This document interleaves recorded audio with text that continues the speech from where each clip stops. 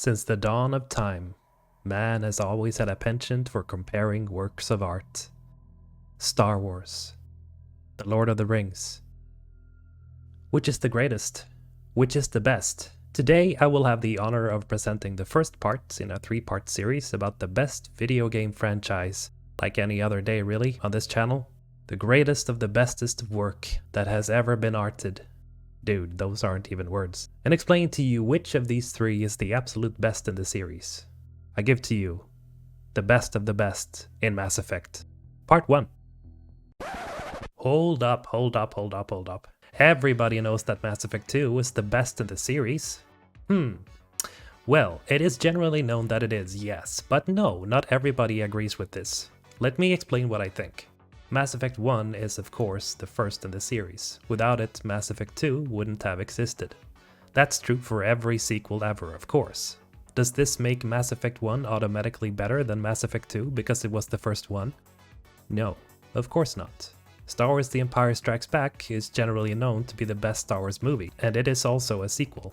Yes, Mass Effect 2 improved on several elements that were less than enjoyable for some people that existed in Mass Effect 1. Say like the loot system and how you could spend hours of sorting through the items you've collected to decide what to sell and what to trash than what to keep. There's more of course, but I'll go through that in a second video. But here's the thing, there's a certain magic about Mass Effect 1, just like Star Wars A New Hope. And it wasn't called A New Hope back then, mind you, it was just called Star Wars and so was Mass Effect. The first thing that really comes to mind whenever someone talks about Mass Effect 1 to me is the atmosphere. BioWare and Casey Hudson, the producer, really did an amazing job at creating a completely magnetic atmosphere. The synthetic thumping of the theme in the background when the game introduces you to the universe. Explaining in a short introduction how humanity first met extraterrestrials, how the technology found jumped humanity's development hundreds of years into the future. When you now, as Commander Shepard, explore the Normandy, the hub of your operations, a place to rest and the most beautiful ship in the galaxy, yes, even more so than the Destiny Ascension. When you start your investigation on Eden Prime, you're stepping on alien soil for the first time.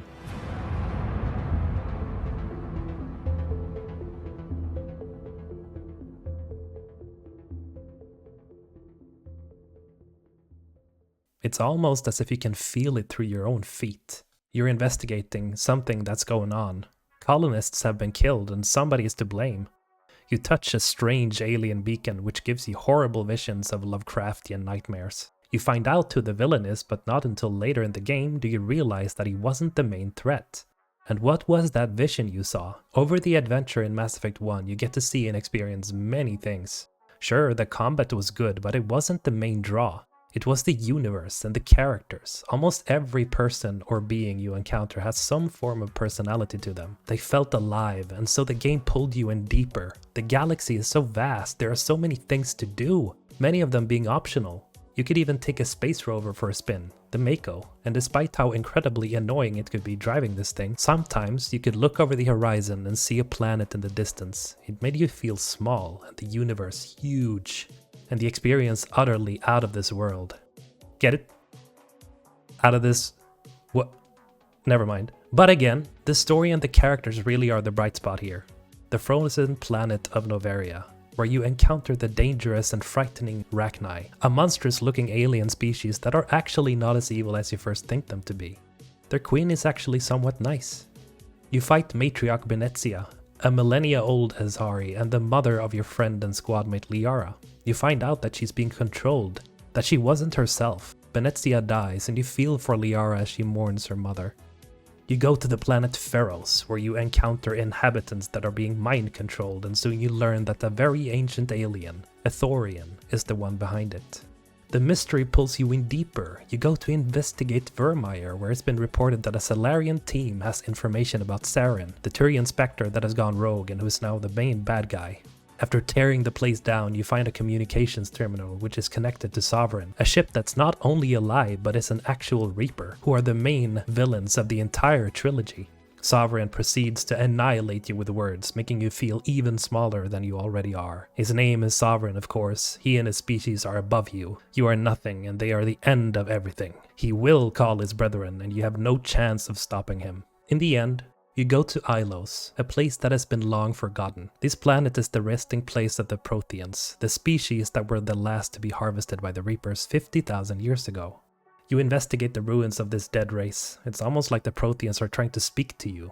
And soon they do, in a matter of speaking, as you get to converse with a virtual interface.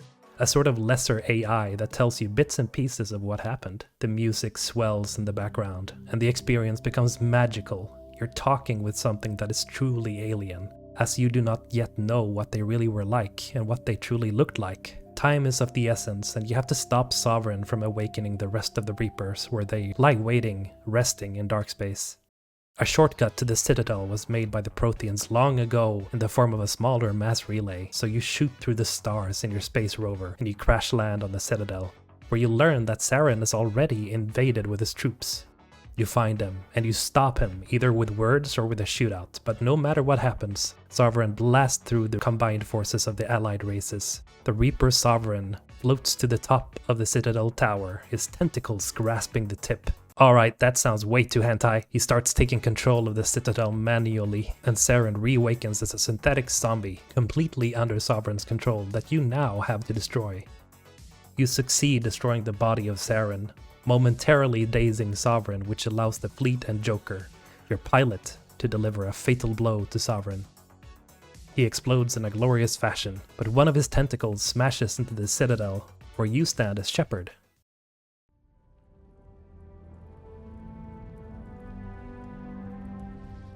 Things look dire. Your squad mates are hurt, but alive. Your heart drops. Did Shepard?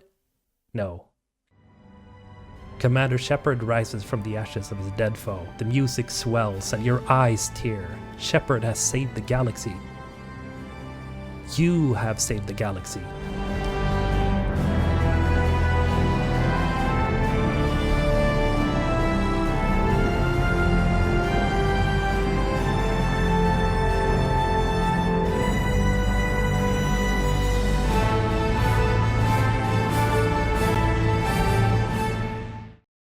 All this is what comes to my mind when you ask me about Mass Effect 1. The experience and the atmosphere of the game is truly a thing to behold. The music, the colors, and the vast openness of space makes you appreciate how much there is to see and how much there is to enjoy and fear. The first game in the Mass Effect series takes you through such a roller coaster of emotions, some that you never knew you had. I know it did for me. Alright guys, thank you for watching as always. This is the first part of a series just to test the waters, and if you enjoyed the video, please remember to like it, so that I know that you liked it.